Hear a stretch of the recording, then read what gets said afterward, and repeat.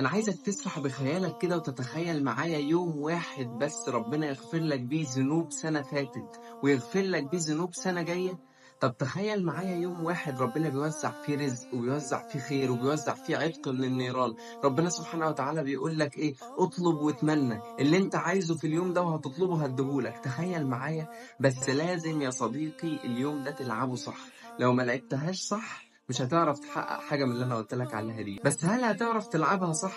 أنا جاي أقول لك خطة مدروسة بكل دقيقة وكل ثانية في اليوم ده، بحيث ما تضيعوش وتكسبه وتخليه في إيدك تغير بيه حياتك، لأن ده يوم بتغير بيه مستقبلك، ده يوم تحديد مصير زي ما بيقولوا. وعلى قد ما يوم عرفة يوم مهم جدا، بس في ناس بتقضي اليوم ده كله نوم، وفي ناس بتقضي اليوم ده كله على السوشيال ميديا، وفي ناس بتضيع من إيديها الأجر والثواب، وفي ناس تبقى صايمة وتصحى وتفضل نايمة وتصحى من النوم تقول لك هو المغرب قدم، نفطر دلوقتي ولا هنفطر امتى؟ اول حاجه هتتعمل في اليوم اللي قبليها انك هتنام اليوم اللي قبليها بدري. ليه؟ عشان اصحى بدري. تصحى بدري امتى؟ قبل الفجر. واول ما تصحى ترمي تليفونك على جنب عشان مش عايزينه اليوم ده خالص.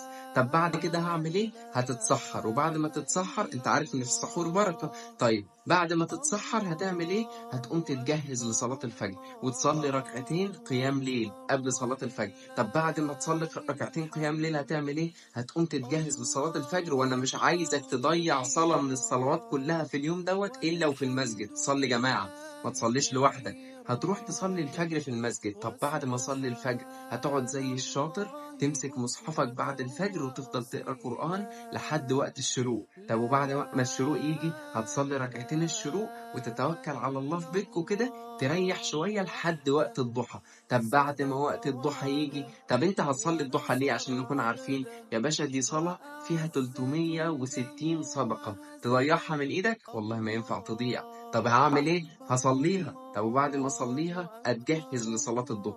بعد ما اصلي الظهر هعمل ايه؟ هتصلي الظهر في الجامع زي ما احنا اتفقنا. طب هتصلي الظهر وبعدها تعمل ايه؟ تقعد بقى في المسجد كده تقول الاذكار اللي انت بتحبها، تحمد ربنا، تسبح، تهلل، تعمل كل الحاجات اللي انت بتحبها، وتقول الاذكار اللي قريبه من قلبك واللي انت متعلق بيها في السنه كلها. طب وبعد كده ممكن تقوم تريح لك ساعه كده قبل العصر عشان تتقوى على الطاعه. طب وتقوم تصلي العصر فين؟ في المسجد زي ما احنا اتفقنا. طب وبعد ما تصلي العصر في المسجد هتعمل ايه؟ بص بقى يا غالي، ده الوقت من العصر للمغرب، ده الوقت اللي فيه الخير كله، فيه الرزق كله. طب هعمل ايه في الوقت ده؟ هتقعد تدعي ربنا بكل اللي انت عايز تقوله وكل اللي انت نفسك فيه. بص انا عايزك تتخيل ان انت بتطلب من اغنى اغنياء العالم الحاجة اللي انت عايزها، وربنا سبحانه وتعالى اكرم واعز واجل من اغنى اغنياء العالم، وهيديك اكتر من اللي انت محتاجه، بس تدعي بصدق. وعايز افكرك بحاجة، افضل الايام يوم عرفة، وافضل الدعاء لا اله الا الله وحده لا شريك له، له الملك وله الحمد وهو على كل شيء قدير. طب انا عايزك تقولها بلسانك؟ لا يا حبيبي مش عايزك تقولها بلسانك، انا عايزك ترددها مش بلسانك، عايزك قلبك اللي يقولها. لا اله الا الله وحده لا شريك له، له الملك وله الحمد وهو على كل شيء قدير، وترددها كتير بقى. نيجي بقى على الوقت اللي لما تلاقي الشمس كده بدأت تغرب، الحق ده الوقت الذهبي يا حاج، ده ما تضيعوش من ايدك، ده ممكن يغير مستقبلك حرفيا. ده ممكن لو صدقت مع ربنا سبحانه وتعالى في الوقت ده والله ربنا يصدق معاك ويغير لك كل مقاييس حياتك، كل اللي انت متخيله وكل اللي انت عايزه وكل اللي نفسك فيه اعمله. الوقت ده اطلب واتمنى يا باشا، اطلب واتمنى براحتك، اطلب وادعي باللي انت عايزه كله. يكش تطلب حتى فطير مشلتت، ولا تطلب عربية تسلا موديل السنة، ولا تطلب فيلا في الساحل بس يكون الساحل الطيب.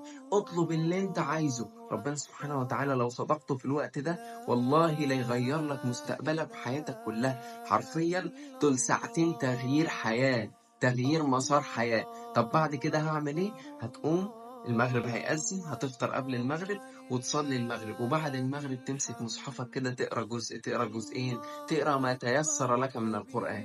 طب بعد كده هعمل ايه؟ هتقعد كده زي الشاطر تتجهز لصلاة العشاء وتصلي العشاء وانت قلبك مطمئن، وتصلي العشاء، وبعد العشاء تدعي برضه باللي انت عايزه وتتمنى من الله اللي انت عايزه، وتختم يومك بالصلاة على النبي صلى الله عليه وسلم. صلي على النبي على قد ما تقدر كده يا باشا، انت قفلت اللعبة.